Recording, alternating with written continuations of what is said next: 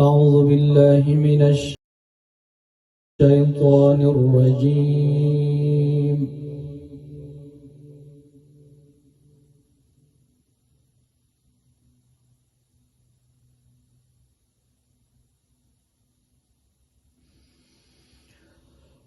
بسم الله الرحمن الرحيم. سبحان الذي أسرى بعبده ليلا من المسجد الحرام إلى المسجد الأقصى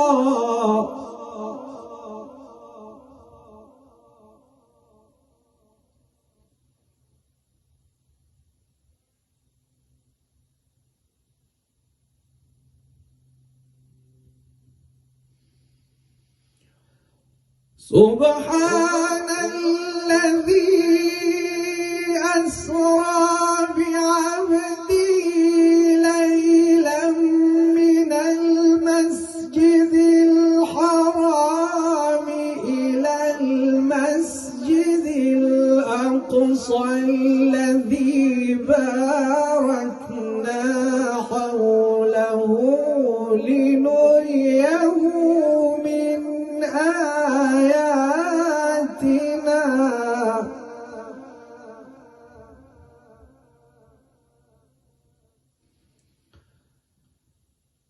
إنه هو السميع البصير.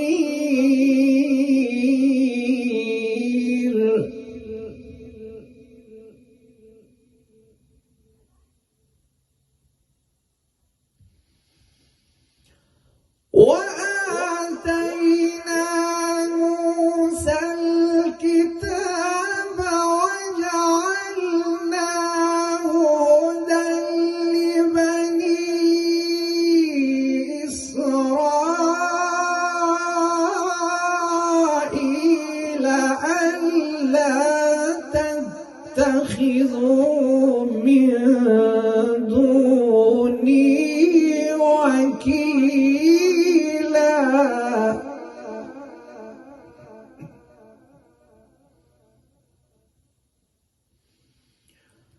ذرية من حملنا مع نوح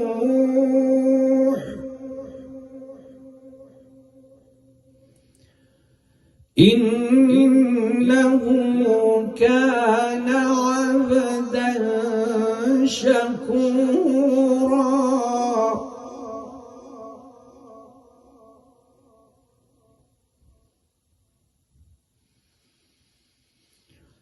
وقضينا إلى بني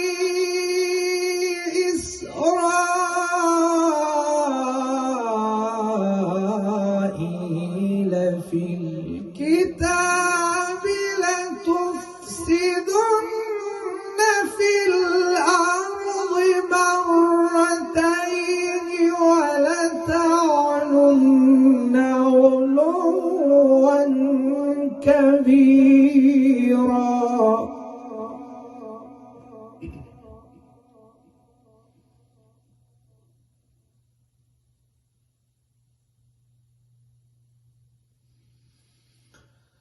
فإذا جاء وعد أولاهما بعثنا عليكم عبادا لنا أولي بأس شديد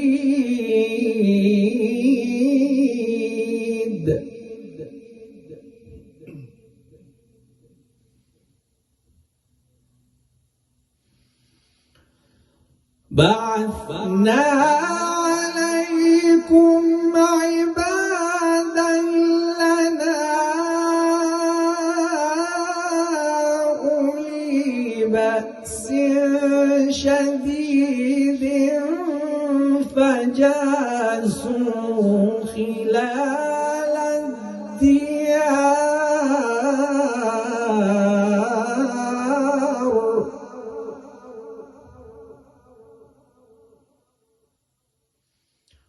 وكان وعدا مفعولا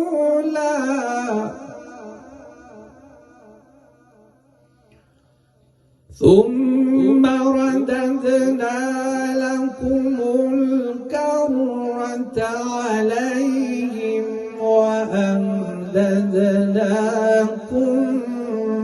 بأموال وبنين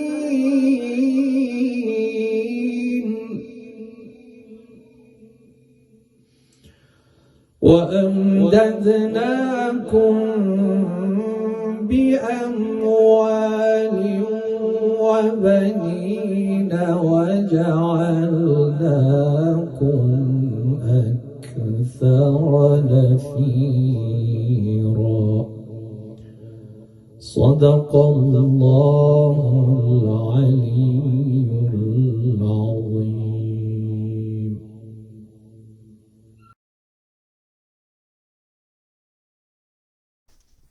أعوذ بالله من الشيطان الرجيم. بسم الله الرحمن الرحيم. الحمد لله الذي لا يبلغ مدحته القاعلون ولا يحصي نعماءه العادون ولا يؤدي حقه المجتحدون، الذي لا يدركه بعد الحمم ولا يناله غوص الفطن، ثم الصلاة والسلام على أشرف الأنبياء والمرسلين، حبيب قلوبنا وطبيب نفوسنا والشفيع ذنوبنا، سيدنا ومولانا أبي القاسم محمد. اللهم صل على محمد وآل محمد وعجل فرجهم وأهل بيته الطيبين الطاهرين المعصومين المظلومين، لا سيما بقية الله في الأرضين، صاحب العصر والزمان، خليفة الرحمن إمام الإنس والجان، ولعن الله أعداهم أجمعين إلى يوم الدين. أما بعد، فقد قال الله وقوله الحق. بسم الله الرحمن الرحيم. لن تنالوا البر حتى تنفقوا مما تحبون. صدق الله العلي العظيم. اللهم صل على Muhammad wa ali Muhammad wa ajil farajahum. First of all, we send our condolences to the Imam of our time, the Maraje, all of you and your respective families, on the shahadat of our second Imam, Imam Hasan al-Mushtaba alayhi salatu wassalam. Allahumma salli ala Muhammad wa ali Muhammad wa ajil farajahum. We pray to Allah subhanahu wa ta'ala that He empower us, enlighten us, inspire us, encourage us to bring about husn and beauty inside of our character, inside of our a'mal. This date of the 28th of Safar corresponds with two very important personalities and their corresponding deaths. Now, there are some traditions that say that Imam Mushtaba was shaheed or martyred on the 7th of Safar, and some say on the 28th of Safar. Regardless, even if we were to accept both of them, talking about this great Imam and having two programs dedicated to him is still not enough. He is, as I've often said, one of the most misunderstood and sometimes, unfortunately, mistreated Imams that we have of the 12. There was a lot of oppression done against Imam Mushtaba when he was alive, and there continues to be historically oppression done on him today. Character assassination, absolute dragging of his name through mud, all sorts of things written about him today that are baseless and they're flat out lies. For example, one historian has written that he was known, na'udhu billah, may Allah forgive me, as a mitlaq. A mitlaq comes from talaq. A mitlaq is somebody who is a habitual divorcer. And they would even go so far to say that Imam Mujtaba would marry 70 women and divorce those 70 women in his lifespan.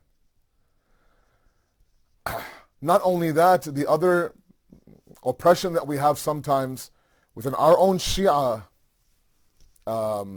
circles, and I mentioned this point whenever I can, either in the month of Ramadan during his wiladat and his birth, or in the latter days of Safar during his shahadat. That we believe for some reason, as Shias, and maybe I'm wrong, there are some people, I've had this conversation before with people, enough to know that this thought exists, that he was unlike his brother Imam Hussein. He was a quiet man, a reserved man, a timid man, na'udhu billah, and one that didn't simply want to rock the boat. And so had he been there in place of Imam Hussein on the day of Ashura in Karbala, he would not have fought Yazid's army. He would have actually came to some sort of agreement with Yazid. Just like he came to a sulah or a peace treaty with his father Muawiyah. And to the point where sometimes even, small little things, and I don't mean to create controversy, but, sometimes, for example, when it comes to Imam Mujtaba, the color green is associated. Green is usually a piece of, a color of peace, a color of non-violence, a color of calmness, a color of, coming to terms with the enemy. And then when it comes to Imam Hussein, it's bright red, right? Red means revolution, resistance, war, standing up against the enemy, right? Fighting for what you think is right. We even go so far to actually call him Shahzadaye Aman in Urdu. The Prince of Aman, of security. The Prince of Peace. And of course, Imam Hussein is Sayyid-e-Shuhada, the King of Martyrs. And the problem is that we think, as Shias we think, that imamat is like prophethood. Prophethood had levels. Prophethood is to be seen inside of Islam on a vertical plane, as a hierarchy. There is a hierarchical reality to prophets, meaning what? That all the prophets were not on the same levels. There were some prophets that were ulul azm prophets. 5 of them, to be specific, were the top 5 of the 124,000. Even amongst those 5, nobody could come at any level to the Holy Prophet of Allah. Sallallahu alayhi wa sallam. We spoke about him last night. Inshallah, I pray Allah gives me that tawfiq. Forget all of you. Gives me that inspiration. Not forget all of you, you know what I mean? Gives me that tawfiq to really kind of act on what I myself am preaching to all of you. Because God knows if anyone right now needs the most help when it comes to behavior, it's moi, right here. Number 1, me. So when we apply that hierarchy to imamah, now what we're doing is that we are placing the imams higher than the other imams. And I'm sorry, the prophets exist on a vertical plane. The imams exist on a horizontal plane.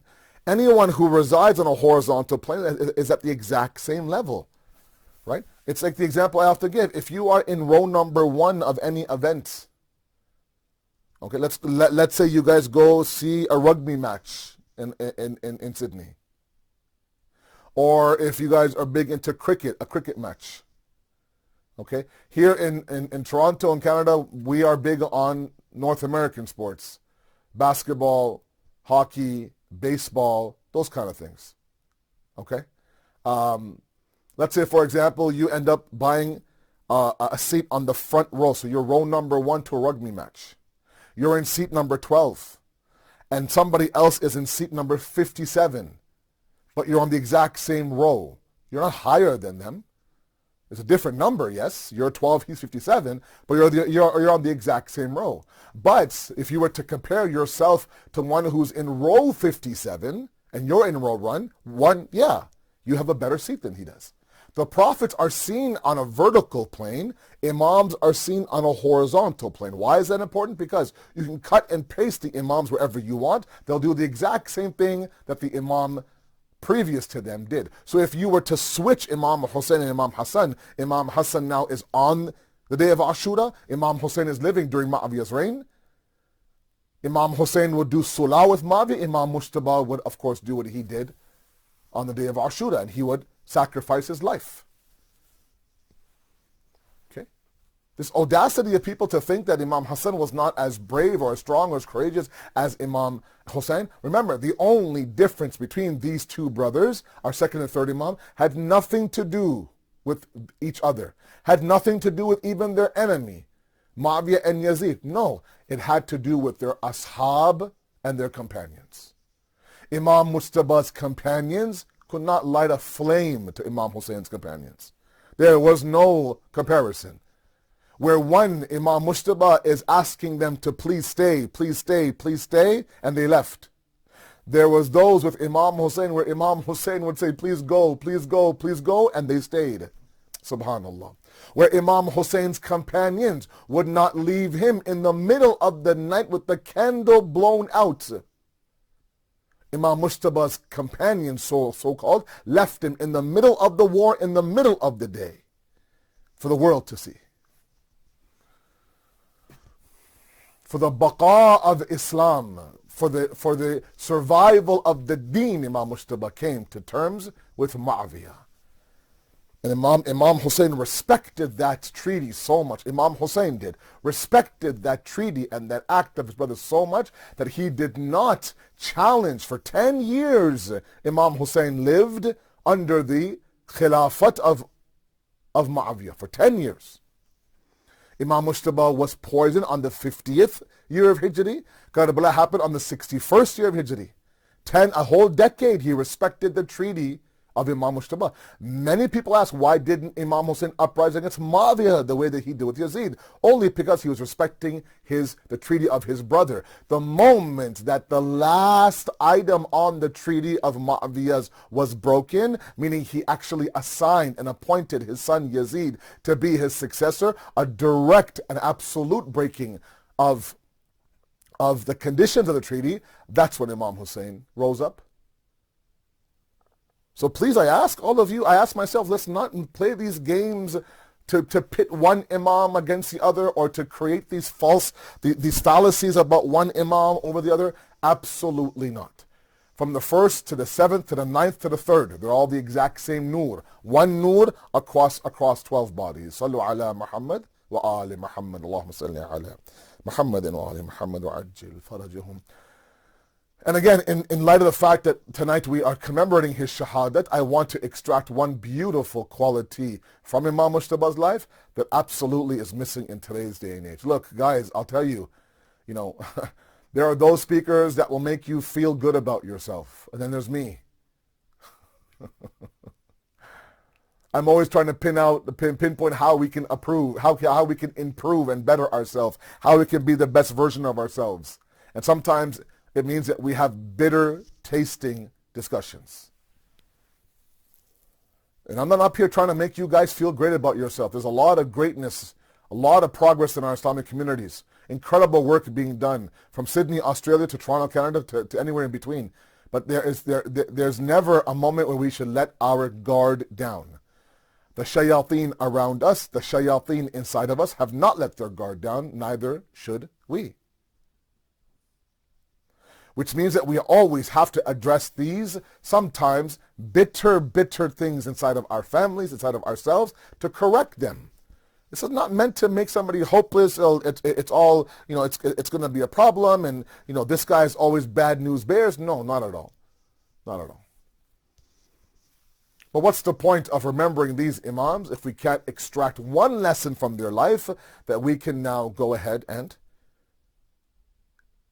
be better with? Remember one thing, and I'll move forward to my discussion. Whenever we remember a hero, and we are to recall his legacy, and there's one day of the year that is a day that is committed to him. So for example, in the U.S., in January, they have Dr. Martin Luther King Day, okay, where they are asked to remember the civil rights movement of Dr. King. What he did for the African American community, his civil rights movements in Georgia, the southern states of the U.S., they're always remembered. And they have a Dr. Martin Luther King Day in the U.S. in January. It's a national holiday inside. Schools are closed. Everything's closed. And every year on that day, there's documentaries of Dr. King. There's films made, interviews now are broadcasted. If there's any sort of, surviving family members, his son is alive right now, quite active on social media. I'm sure they'll include him. And part of the remembrance of his legacy is the strengthening of that legacy. Meaning the more you remember him, the higher he gets in stature. Meaning it could be that somebody who didn't know the extent of Dr. Martin Luther King Jr.'s service to America and really to all of humanity, now, through this one day now, has actually increased. That's when we remember the legacy of others. When we remember the legacy and the heroism of the Ahlul Bayt. It's not that the more we remember Imam Hasan, he elevates. It's that the more that we remember Imam Hasan, we elevate.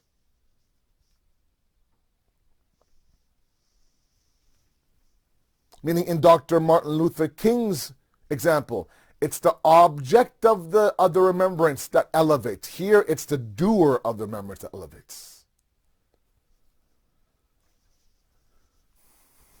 So let's use this opportunity to discuss the life of this second Imam of ours, to elevate ourselves, guys, to better ourselves, to strengthen ourselves, to be the best possible version of ourselves. Sallu ala Muhammad wa ali Muhammad. Allahumma salli ala Muhammad wa ali Muhammad wa ajil farajahum. Now,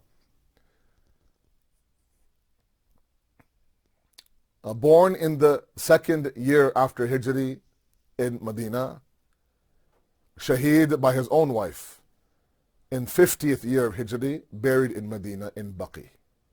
He is one of the 4 Imams that is buried in Baqi and had, of course, his grave destroyed by Ali Saud in 1925. And every year on the 8th of Shawwal now, we remember that devastating day for us on the destruction of the cemetery in Baqi. May Allah subhanahu wa ta'ala allow us to see that day with that beautiful cemetery that, by the way, is not only a home to 4 Imams, but some of the most beautiful companions. From the mother of Imam Ali to others that are also buried there. May we see that graveyard once again restored to a beautiful, beautiful place of serenity and peace. Inshallah. One of the qualities that I want to speak about tonight for all of you is a quality of sakhawat, of generosity in Islam. Okay? It's such a beautiful discussion. It's such an important discussion. I talked last night about micro-compassionate acts of service and behavior in light of the Prophet's wafat or majlis last night. If I further along that, micro moments of generosity are also very, very important. But first, let's identify how Islam defines what generosity is.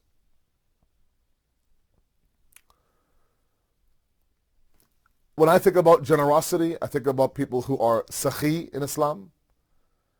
I think about individuals who give to those who ask. I don't know how it is in Sydney, but sometimes I remember when I was going to university, I would take the subway downtown in Toronto, and there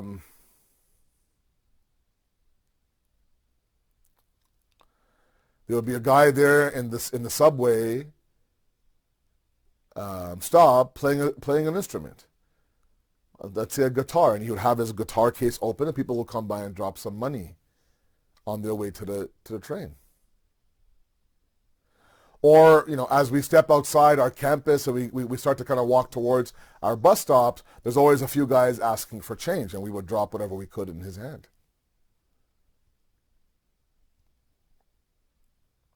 Is that generous? Yeah, it's generous. Nothing wrong with it. That's generosity.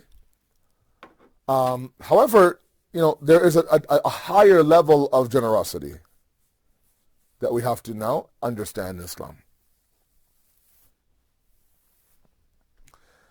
And while this level that I talked about is giving to those who ask, Giving to those who ask. The highest and the purest level of generosity inside the Deen of Islam is to give to those before they ask. That's hard to do because that requires some preliminary information and a closeness to the person in need, where now we're able to identify their needs before they have to swallow their pride and come out and ask for the fulfillment of those needs. You know, if you see somebody who you know is struggling inside of our community, inside of our families, and nowadays it's such a personal, private culture we live in that sometimes we're actually scared to approach people and ask them, are you okay? Are you dealing with this okay? I know, for example, that you're going through a nasty divorce. I know, for example, that your husband lost his job. I know, for example, that, I don't know, your mother isn't well. I know, for example, that, your daughter, is having a tough time finding a guy to get married. Or your son is, for example, not listening. Or, there's addictions here and abuse here and problems here and blah, blah, blah. And we know it. Just don't ask me how. We just know it. I mean, word gets around. Do we have the culture inside of us to go and just simply, crack the door a little bit open? Saying, look, I don't want the details. I don't care about the details. I'm just here to say, look, if you want to go grab a cup of coffee, if you want to just kind of go for a walk, if you want nothing else, but just talk about everything but your actual issues, I'm here. I'm here. That's not waiting for someone to say, look, I need to talk to you and we go for a coffee. Right?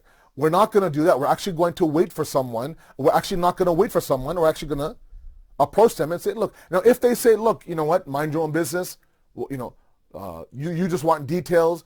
I get, people like you thrive on the pain of others. Whoa, no, not the case, right? And they might have that reaction. Remember, they're scratching rock bottom at that moment, right? They're really deep inside their issue. So their emotions are everywhere. So they may not respond to your good niyat right away, but believe me, my experience is that eventually as time moves forward now, they'll recognize the only one person, two people that actually reached out to me in the depth of my despair were these two people. And later on they'll recognize that. You don't need to swoop in with a solution first, approach. Oh, it's okay. I know exactly what to do this. Oh, brother, you don't know what the details are, the background is, the history is. Look, sister, I know you mean well, but the last thing I need you to do is tell me what to do. If you want to help me, sometimes sit with me in my darkness. Just sit with me so I don't feel alone in this dark corner of my life right now. That, you know what, I can really use right now. So being generous in Islam is to give without somebody asking you. Now, we look at the life of Imam Mujtaba. 3 times in his life, guys, 3 times in his life, on separate occasions, he gave away half of his wealth. Half of his wealth. He would sit and he would socialize, and he would spend his time with those who were considered to be less fortunate than others inside society. The miskeen. Would sit with them. Break bread with them, spend some time with them, to the point where sometimes his own companions would say to him that this may not be appropriate. You're the imam of the time. You need to be, somewhere else. And he says, no, this is exactly where I want to be. Not only that, he would actually return the favor and have an open door policy when it came to him, and have this dastakhan, this sufro, that anybody would come and sit, and whoever wants to eat, you come to your fulfillment and you can leave. He would return the favor before they would even say, look, do you have a bite to eat for us? Now, in order for us to accomplish this culture of generosity inside of our communities, there has to be communication. There has to be the breaking of the chains of individualism.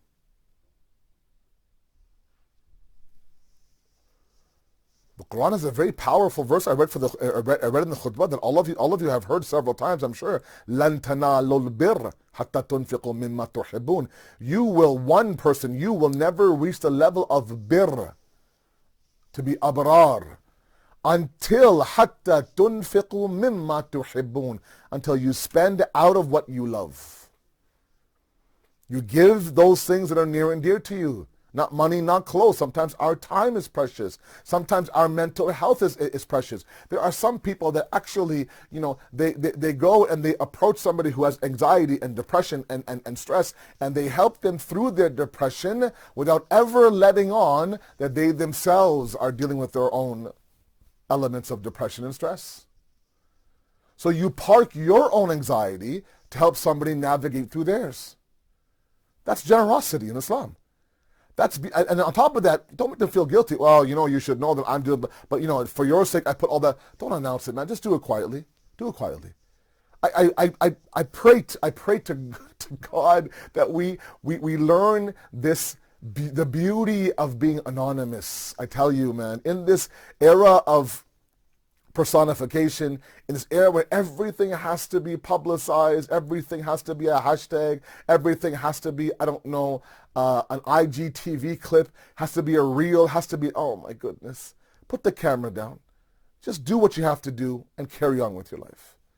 If you're going to buy food for the person in downtown Sydney, then buy food for him or her. Put it beside them, wish him the best of luck, and move forward. You don't need a film crew. Ready, action, go.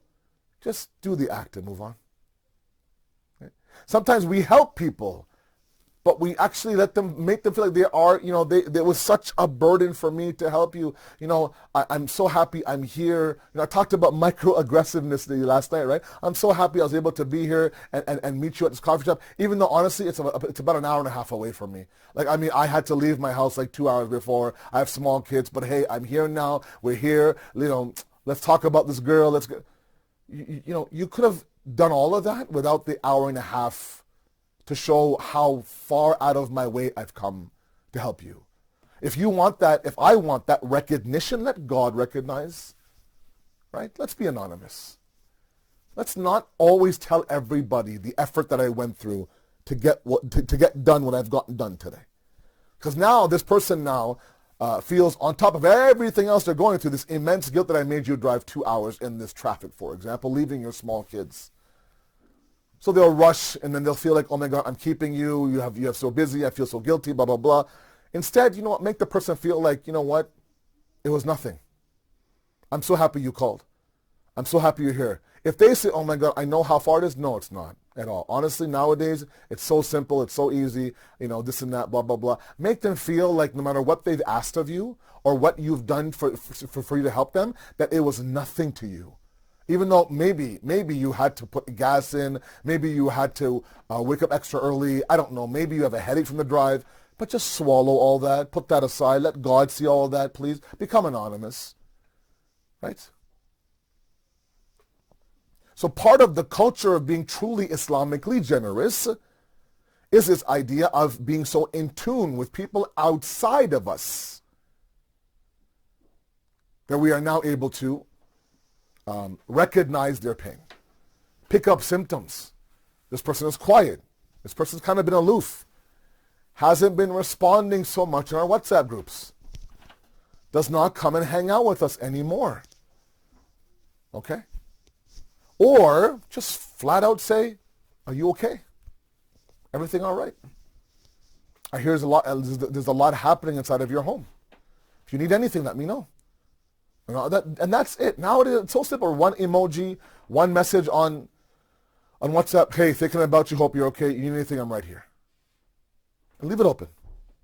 They may ghost you. They may ignore you. They may not get back to you. They may, at that moment, I'm sorry, it's not about you. It's not about me. They're going through their issues and their problems. They'll figure out the fact. But eventually, later on, they'll be reminded that, look, this was the one person that actually checked in on you.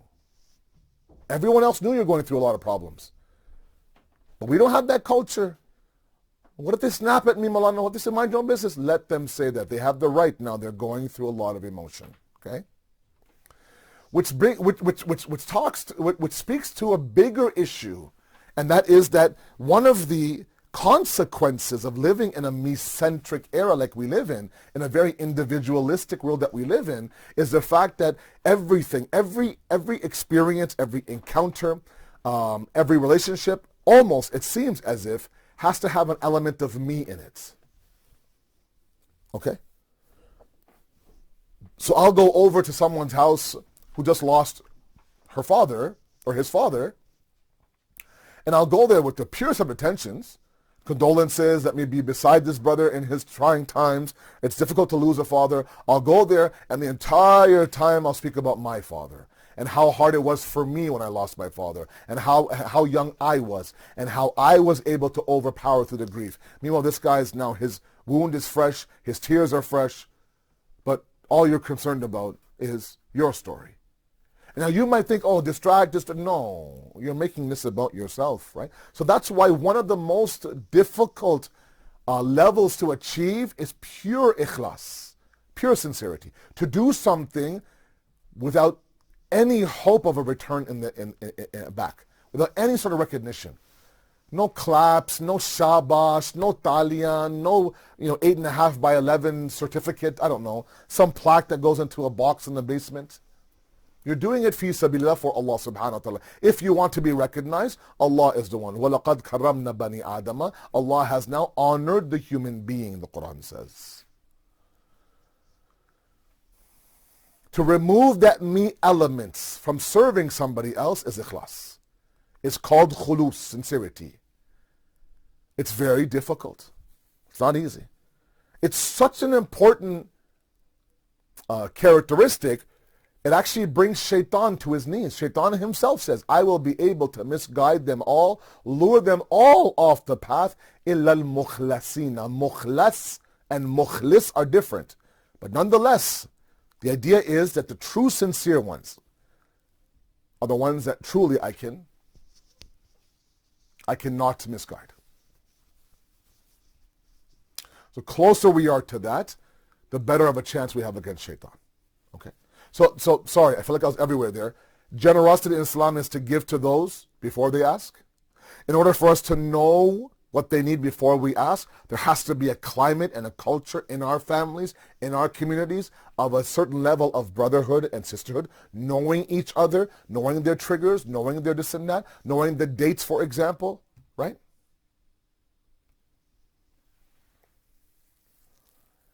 Like I'll never forget, true story, when I lost my father 20 years ago, I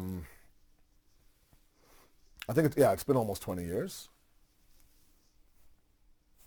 The first English date that I lost him, May 17th, the 1 year right after, my phone had a random text from somebody from my community. I mean, I know the brother, we're not that tight, but, this is before I went to the house now, before, I was wearing this, just a regular guy going to my center. I'm also a regular guy now, I think, but yeah. And he just texted me, said, hey, I know today's a rough day, just thinking about you, hope you're okay. I'll never forget that text. Almost 2 decades ago. And now we end up being one of, very, very close brothers, close friends. I mean, to travel outside of you, to think of somebody outside of you in this era of glamorization is unheard of. And also, people think to themselves, for what reason should I do that? How is that going to benefit me? Will it add to my subscribers, add to my followers?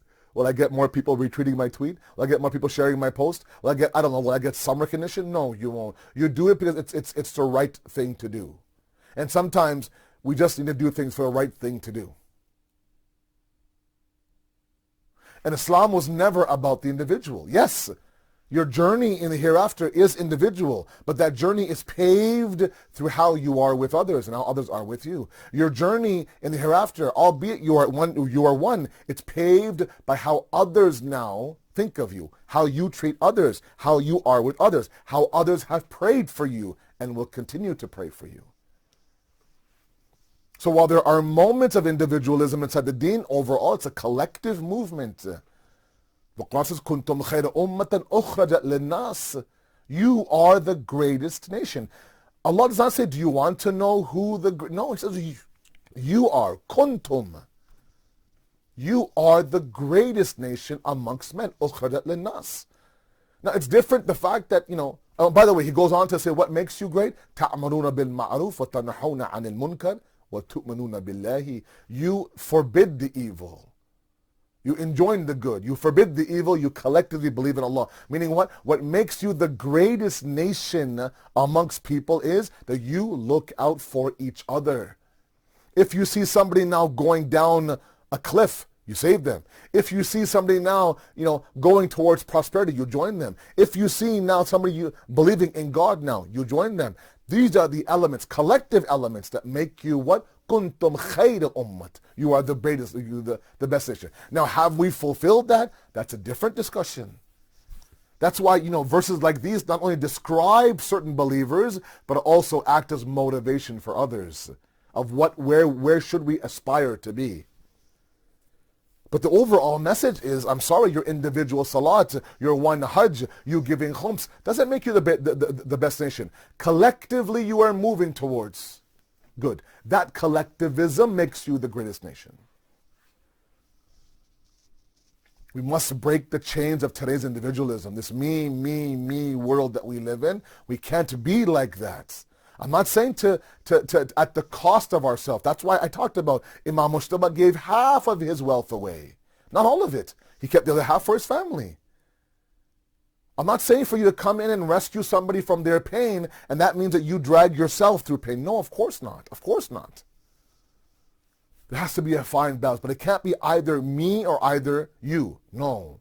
It can be me and you. In fact, may I say one thing to you, if you don't mind, since we're talking like family, is that sometimes the solution to a lot of our issues is helping others navigate through their issues. Oh. I hope you understand that. So this what have you done for me lately? What will it do for me? How will this benefit me? These things are great in the hip-hop world, in the Western world, in the corporate world, in the marketing world, and blah, blah, blah, this and that. When you're trying to sit there and, sell yourself, now you're a brand, I'm a brand, everyone's a brand nowadays. There are people in the world now just getting paid to show up and be themselves. The Deen says that you belong to a greater good. And the stronger that greater good is, the stronger you are, be it in this world or the hereafter. Sallu ala Muhammad wa ali Muhammad. Allahumma salli ala Muhammad wa ali Muhammad wa ajil farajahum. So one of the most beautiful characteristics of our second Imam, he was generous. He looked for ways he could help individuals. He could see that there were people who were, in Medina less fortunate than him. He would go and sit with them. He wouldn't drop bags of gold at their feet. He would sit with them. Bring food to them, invite them over, break some bread, make them feel like, I don't judge you based on the filth of your shirt. I'm sitting beside you because I enjoy your company. That's someone who's generous. Giving time is generous. Giving a smile is generous, right? Money, food, and clothing is generosity, no doubt. But sometimes a simple message, sometimes sitting in darkness with somebody else is also generosity. This world can be a very lonely place. This world can be a place that destroys somebody, especially during a pandemic where you've been asked to isolate, quarantine, 6 feet apart, don't shake anyone's hand, blah, blah, blah. It becomes, a huge mountain to climb for a lot of us who rely heavily on that social interaction inside the centers, inside our families, inside a classroom, inside of a corporation.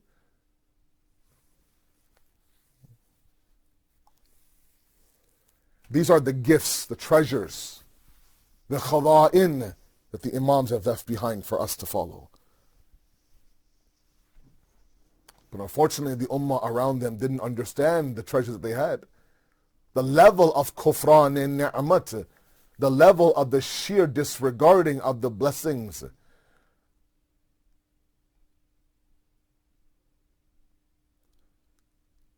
Being oblivious to the blessings that you have in front of you. You want to sit there and you think to yourself, do they know that they had Imam Mujtaba in their presence? A man like that, with that type of character, with that type of bloodline, should not be coughing up portions of his internal kingdom, his internal organs, because the poison given to him was so difficult. 7 different times they tried to poison Imam Mujtaba. 7 different times. Every single one of those moments of poisoning had its own effect until Muawiyah now says, I'm going to get that poison from Rome, that when a drop of it falls on a patch of grass, within seconds that whole area now is dead, and we're going to give it to the point where a person now who is what? A person now who is inside the home now. Because after 6, 7 attempts now, there's a lot of security, and the one who would stand there at the door of Imam Mujtaba was a young Abu Fazl Abbas. Now he says to Imam Hasan, now he says, Mawla, I will look after. I will make sure that nobody enters or exits this house without a proper screening process. But how would he know that the very wife of Imam Mujtaba, Ju'ada, would be the one who would sell her soul out for what? A few dirhams, dinars, gold coins? What could you possibly gain that could not be matched by being the Zawja and the wife of the second Imam?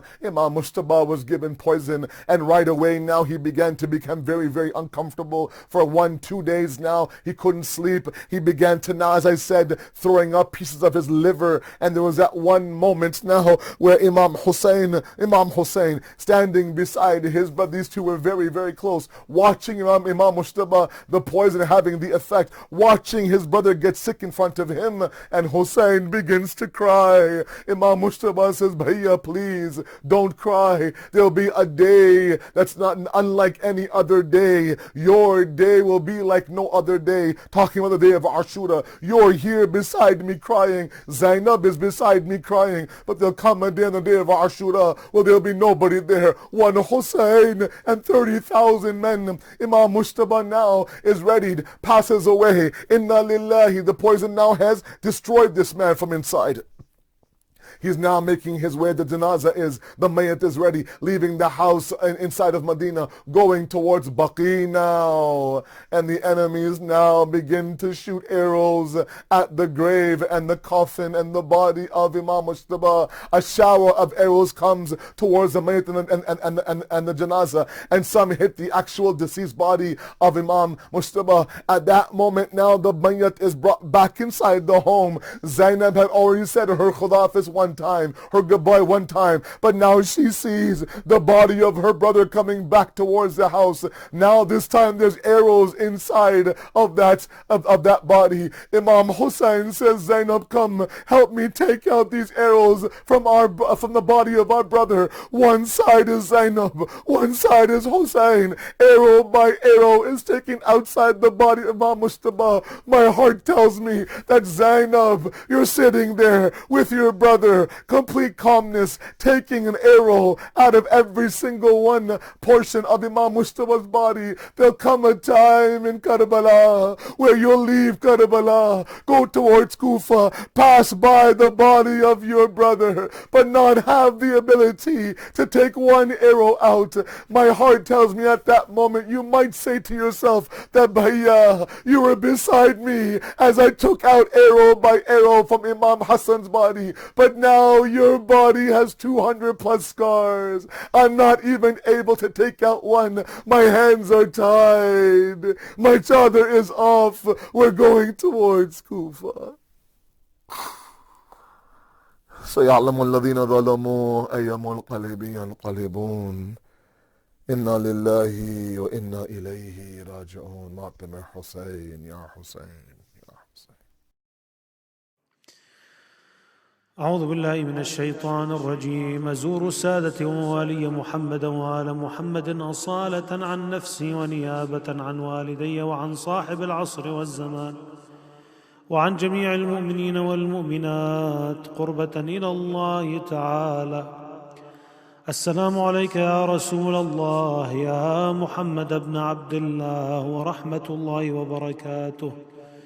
السلام عليك يا أمير المؤمنين ويعسوب الدين يا علي بن أبي طالب ورحمة الله وبركاته.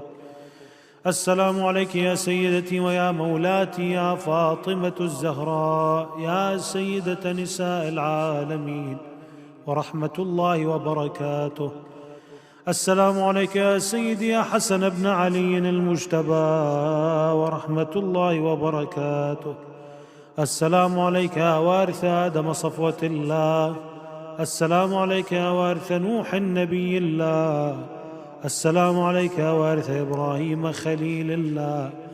السلام عليك يا وارث موسى كليم الله. السلام عليك يا وارث عيسى روح الله. السلام عليك يا وارث محمد حبيب الله. السلام عليك يا وارث أمير المؤمنين عليه السلام. السلام عليك يا ابن محمد المصطفى. السلام عليك يا ابن علي المرتضى. السلام عليك يا ابن فاطمة الزهراء.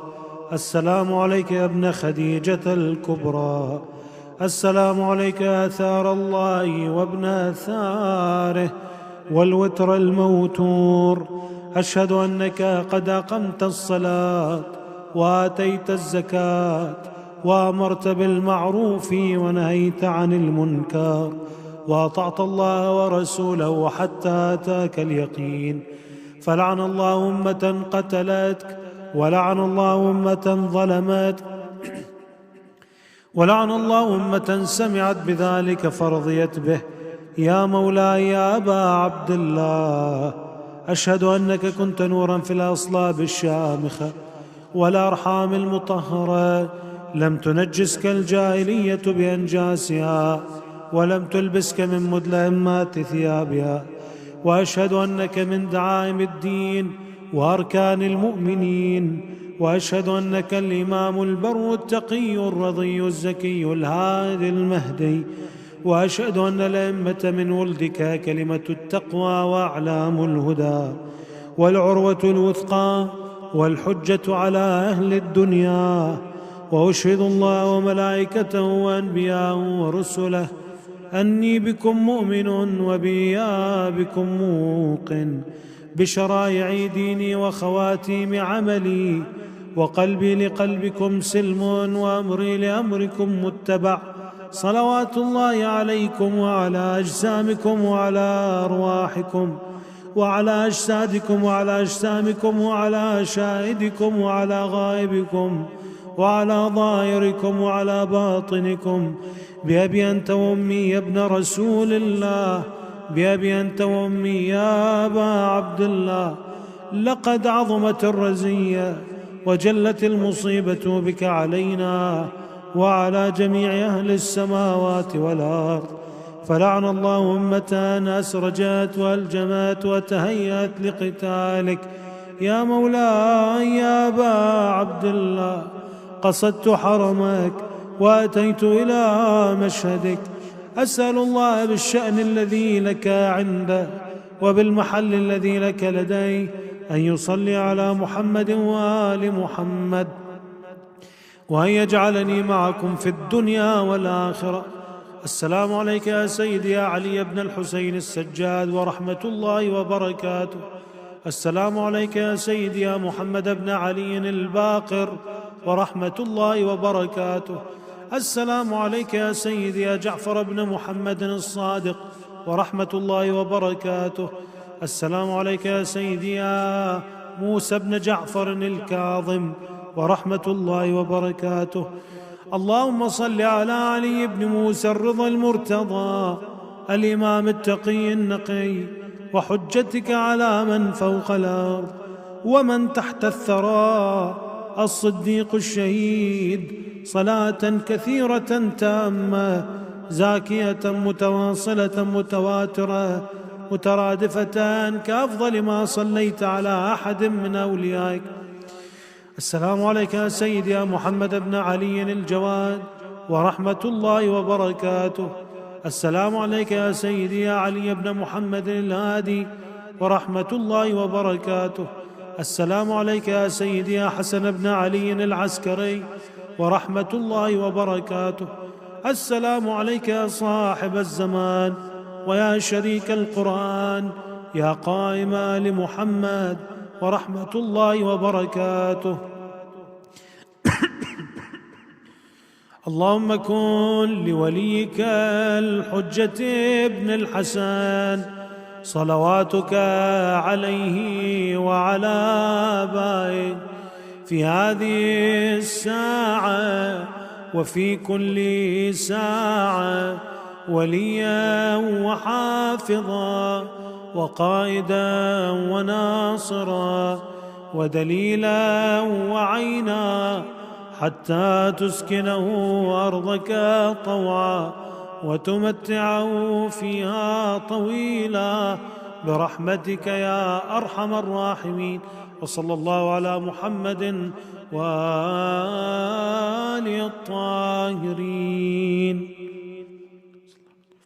لتعجيل الفرج واستجابة الدعاء وقبول الأعمال وقضاء الحوائج وشفاء المرضى ولأرواح أموات المؤمنين والمؤمنات نهدي الجميع ثواب المباركة الفاتحة مع الصلوات.